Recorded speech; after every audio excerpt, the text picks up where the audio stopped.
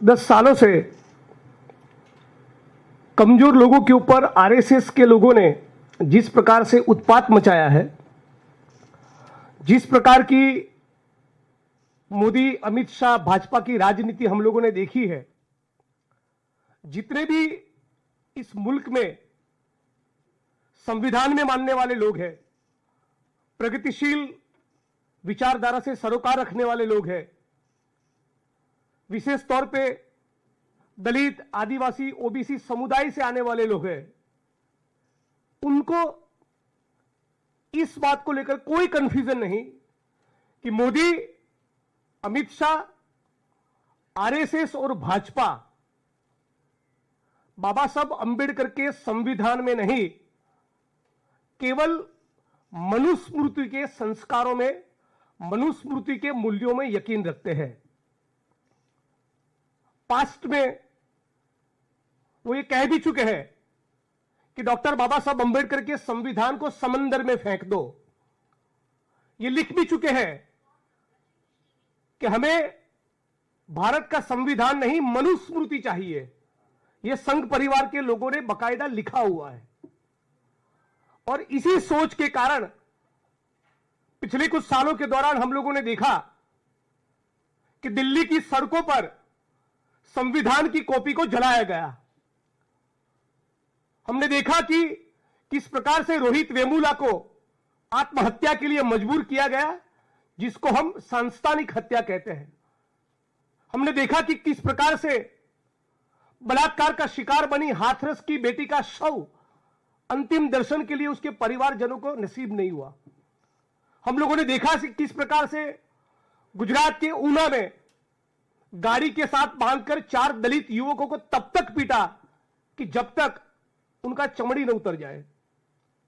Naxalite बोल के भीमा कोरेगांव के केस में प्रतिबद्ध, कमिटेड, कर्मठ आंबेडकराइट्स को 3-3 साल तक जेलों में डाला। मोदी जी के खिलाफ एक ट्वीट करने पर गुजरात से आसाम 2500 किलोमीटर की जेल में डालकर महिला पुलिस को मेरे बगल में बिठाकर मॉलेस्टेशन का फर्जी केस करवाया। अंबेडकर नामा चलाने वाले प्रोफेसर रतनलाल जैसे साथियों के ऊपर भी फर्जी मुकदमे हुए। इसी सोच के कारण पार्लियामेंट के मंच से अमित शाह ने भी कहा कि अंबेडकर अंबेडकर अंबेडकर करना आजकल फैशन बन गया है। मानो एक बहुत ही डीप रूटेड कोई घृणा हो, नफरत हो, उस प्रकार के भाव और टोन के साथ अमित शाह ने बाबा साहब अंबेडकर के लिए इस प्रकार के शब्दों का प्रयोग किया था। मतलब कि यह दिखाता है कि उनकी रगों में सिंदूर हो न हो, इन संघी भाजपाइयों की रगों में मनुस्मृति की धारा जरूर बहती है। और यही कारण है कि हम देखते हैं कि बिहार में 11 साल की दलित समाज की बेटी पर बलात्कार होता है। चाकू से उसके गले काटने की, उसके अंगों को काटने की कोशिश होती है। वो जीवन मरण के बीच में तड़प रही है और फिर भी उसको एक बेड नसीब नहीं होता। 5 घंटे तक उसको एम्बुलेंस में बैठे रहना पड़ता है। उसी प्रकार गुजरात के अमरेली जिले में 10 दिन पहले की घटना है।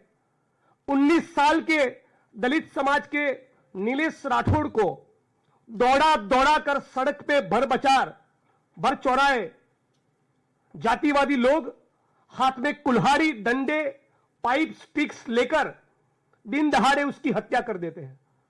इसी गुजरात के पाटन जिले में उसी हफ्ते में 60-65 साल के दलित समाज के इस बुजुर्ग को इस प्रकार से जिंदा जला दिया जाता है। ये उसकी तस्वीर है।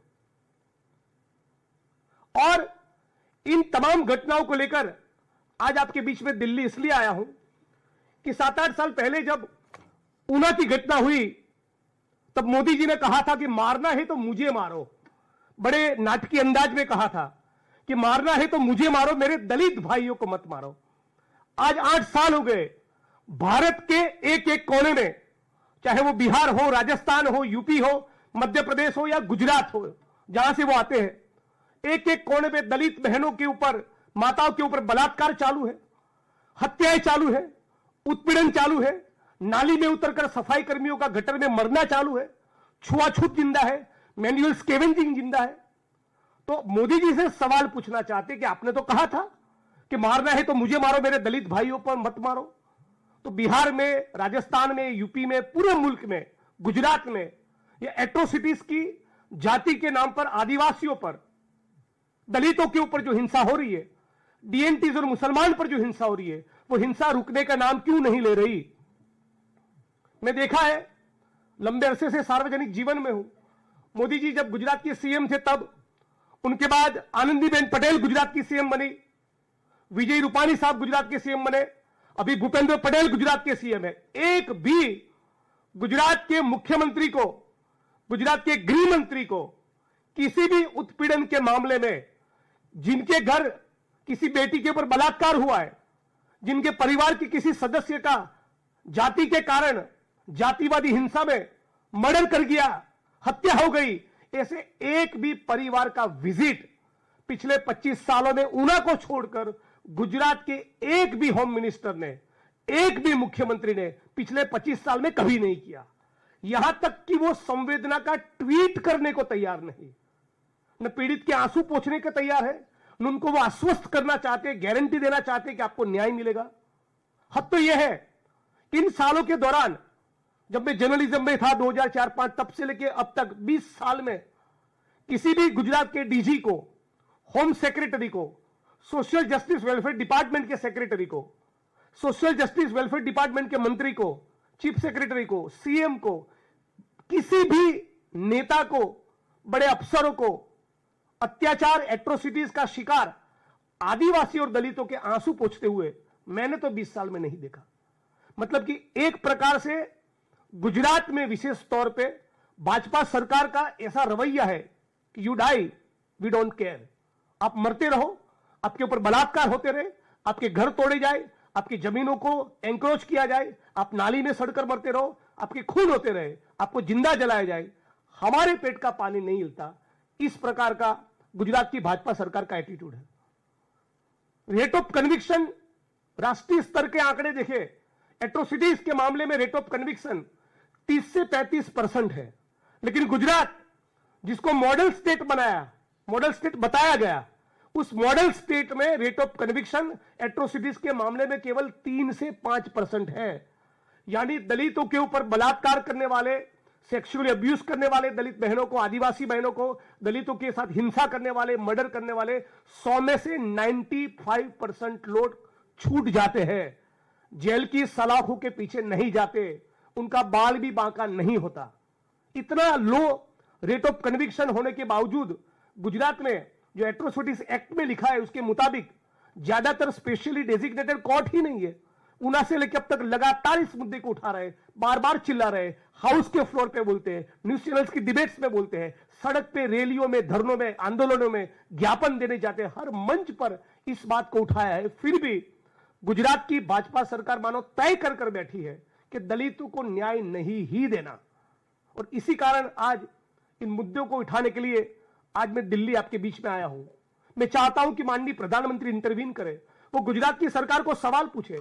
हद तो यह है कि दलितों को प्रोटेक्ट करना, उनको आश्वस्त करना कि आपको न्याय मिलेगा, उसके बजाय कुछ साल पहले गुजरात के सुरेंद्रनगर जिले के थानगढ़ तहसील में 24, 21 और 19 साल के दलित लड़कों को जो एट्रोसिटी की कंप्लेंट दर्ज करवाने जा रहे, मानो कि वो टेररिस्ट हो, उस प्रकार से उनकी छाती पर AK-47 राइफल से गोलियां दागी 19 साल के दलित लड़के के ऊपर।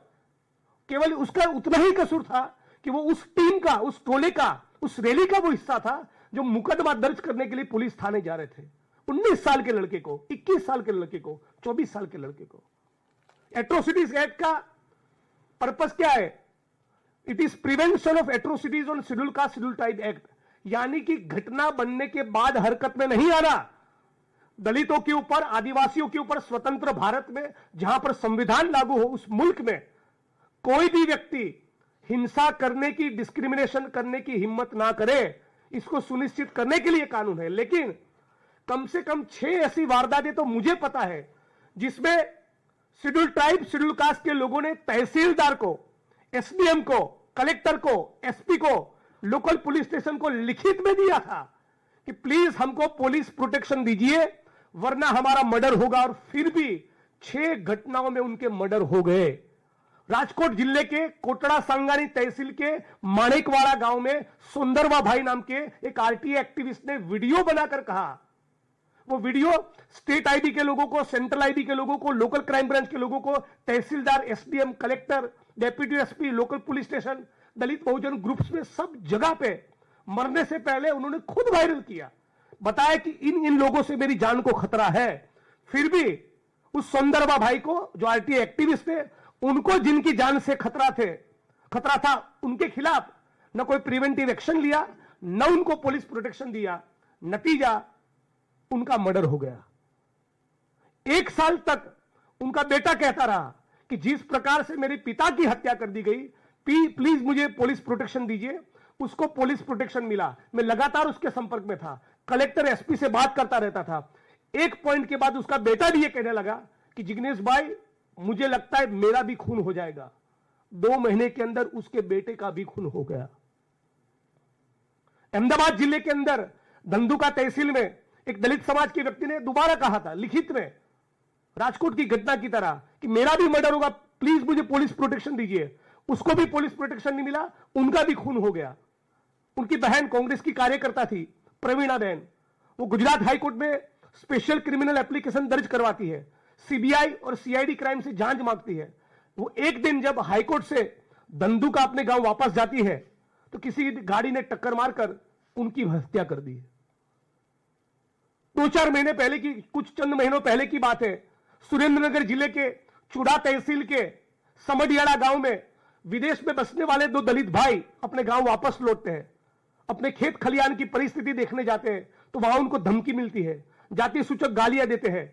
फिर वो भी लिखित में देते हैं, तहसीलदार को, एसडीएम को, एसपी को, कलेक्टर को बार बार लिखते हैं, फोन कॉल्स करते हैं कि इस तारीख को इतने बजे हमारी जमीन हम कल्टीवेट करने जाएंगे, ये लोग धमकी दे रहे हैं, प्लीज हमको पुलिस प्रोटेक्शन दीजिए, सामने वाले के खिलाफ कुछ एक्शन करिए।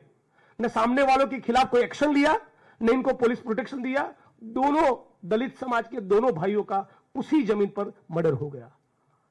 ऐसी 6 घटनाएं तो मैं खुद उसका मैं साक्षी रहा हूं।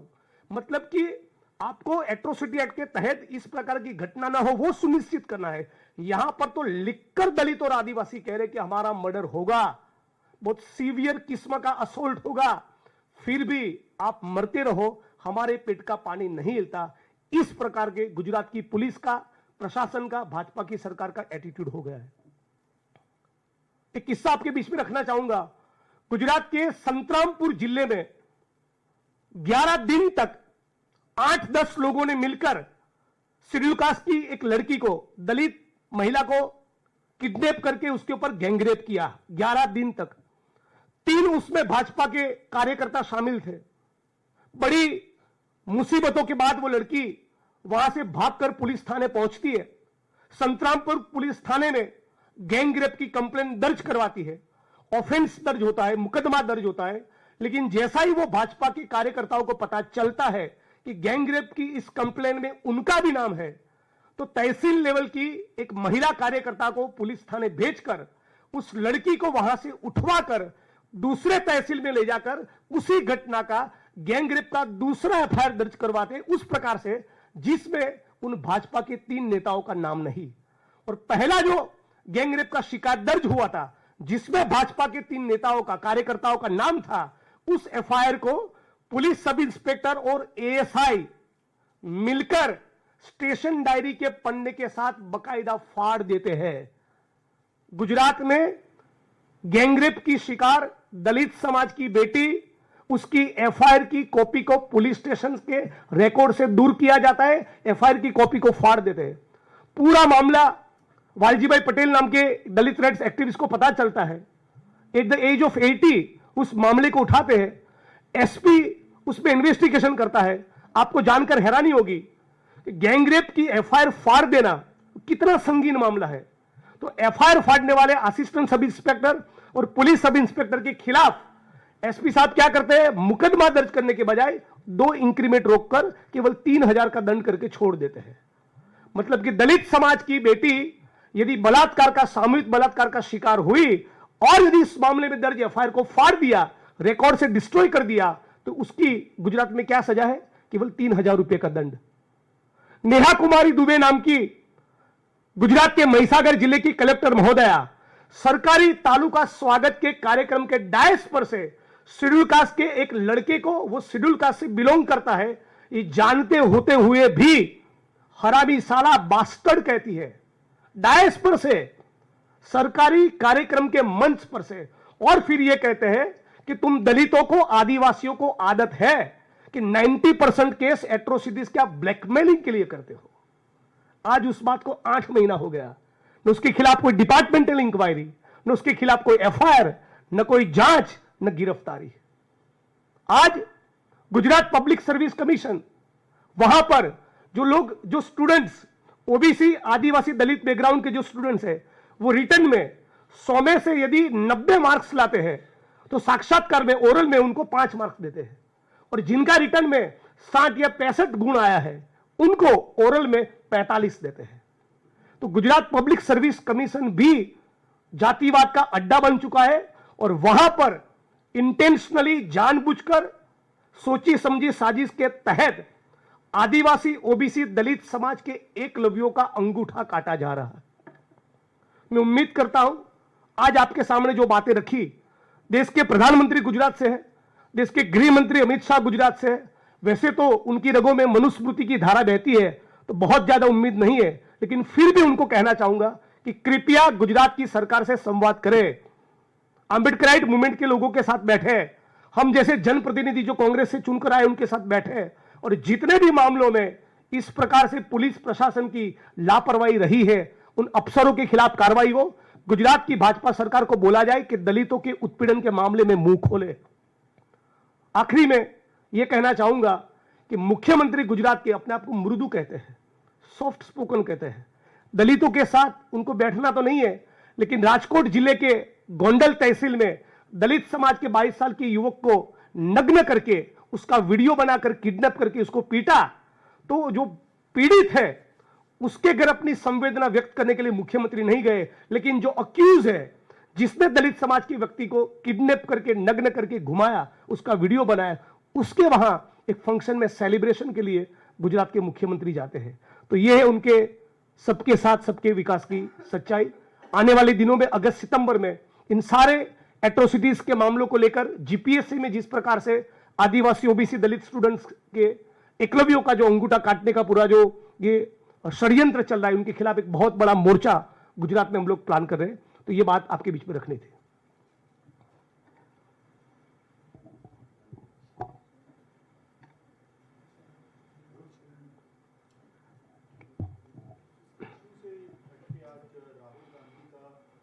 इस इश्यू पर ही मैं अपने आप को रखूंगा।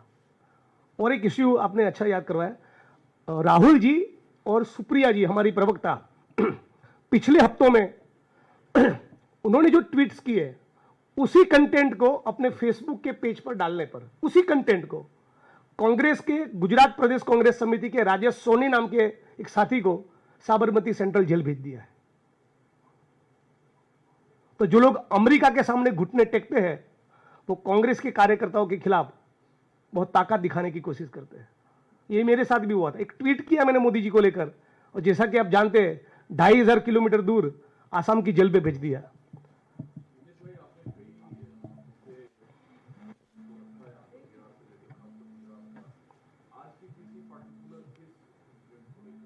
ये सारे मामलों को लेकर है। ये ओवरऑल गुजरात की भाजपा सरकार का, भारत सरकार का जो एंटी दलित, एंटी आदिवासी, एंटी ओबीसी रवैया है, और विशेष तौर पे उत्पीड़न के मामले जो बढ़ते जा रहे हैं, इन मुद्दों को लेकर है।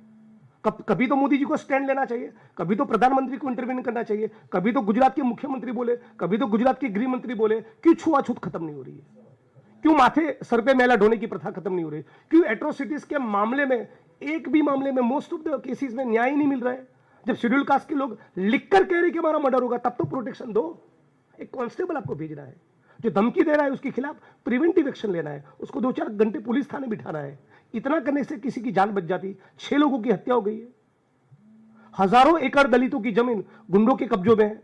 कभी दोबारा उसके ऊपर मैं गहराई से बात करना चाहूंगा।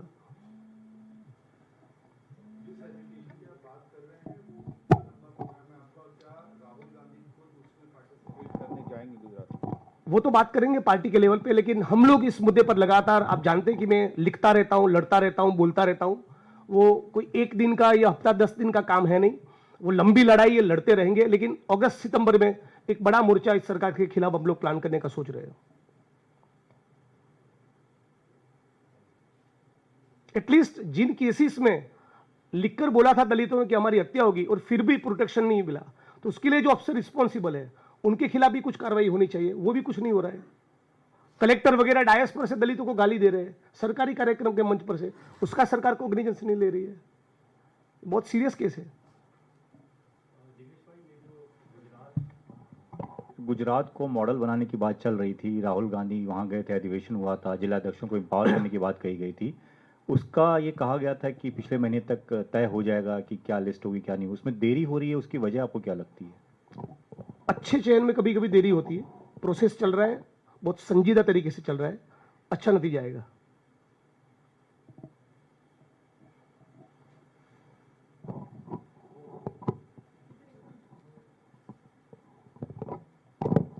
सर, तेलंगाना के कांग्रेस चीफ ने माओस के बारे में बात करी और कहा है कि उनसे पीस टॉक्स रखने चाहिए, to which the BJP has strongly reacted. तो क्या आप इस स्टेटमेंट से सहमत हैं और क्या आपका बयान क्या रहेगा इस पर? मैं अभी इस पर कोई कमेंट नहीं करूंगा। कुछ सवाल पवन खेरा जी के लिए छोड़ दीजिए।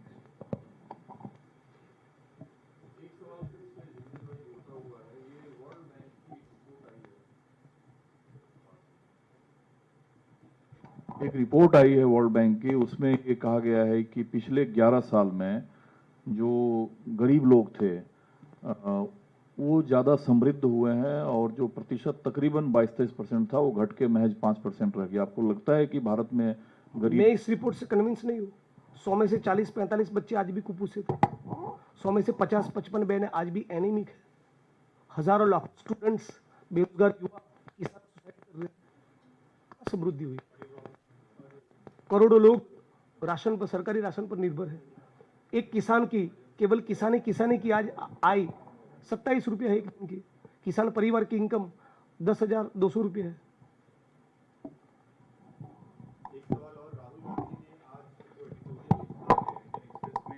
चुनावों को रिग करने का दावा करते हुए और फिर ट्वीट भी किया, उन्होंने कहा कि महाराष्ट्र में चुनावों को रिग किया गया और बिहार अगला टारगेट हो सकता है। तो क्या आपको लग रहा है कि बिहार चुनाव में पहला चुनाव 19,000 वोट से जीता, उसी दिन मैंने मीडिया इंटरेक्शंस में कहा था कि फासिस्टों का ये इतिहास रहा है, ये चरित्र रहा है, सारी लोकतांत्रिक प्रक्रियाओं के साथ छेड़छाड़ करे।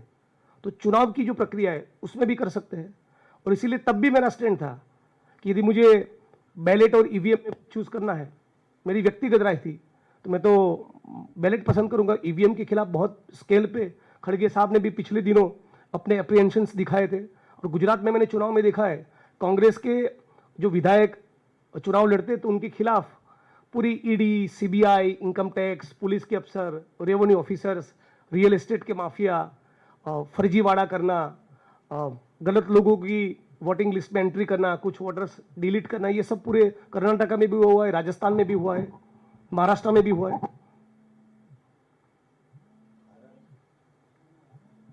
जिग्नेश जी, आप लोग लगातार चुनाव आयोग पे सवाल खड़े करते हैं। आप लोग कहते हैं कि कहीं ना कहीं मैनिपुलेशन होता है ईवीएम को लेकर। आप लोगों ने महाराष्ट्र को लेकर भी ये कहा, इससे पहले भी आप लोग कई बार कह चुके हैं। क्या विधानसभा चुनाव जो आगे होंगे, कांग्रेस पार्टी तय क्यों नहीं करती कि हम अगर ईवीएम चुनाव होंगे तो कांग्रेस पार्टी चुनाव नहीं लड़ेगी? आप लोगों की डबल स्टैंडर्ड क्यों है कि आप चुनाव लड़ते भी हैं फिर आप आरोप भी लगाते हैं? डबल स्टैंडर्ड की बात नहीं। देखिए, किसी सिस्टम को सुधारने की बात है, सिस्टम को पूर्ण रूप से खारिज करने की बात नहीं है, ठीक है। और हम लोग जो कह रहे हैं, राहुल जी ने जो एडिटर लिखा है उसको सब्सटेंशिएट करने वाला डेटा है उनके पास, एविडेंस है। बहुत से मामलों में धांधली हुई है। कुछ कुछ जगहों पर, यदि मैं गलत नहीं है तो महाराष्ट्र में तो 12, 16, 15 साल के युवक युवतियों को भी वोटर के तौर पे दर्शाया, उन्होंने वोटिंग किया, ऐसा भी किसी के पास लिस्ट था, मैंने सोशल मीडिया में देखा है। तो धांधली हो ही रही है, पूरा मुल्क जानता है। तो धांधली के खिलाफ हम लोगों की लड़ाई है, ठीक है। थैंक यू साथियों।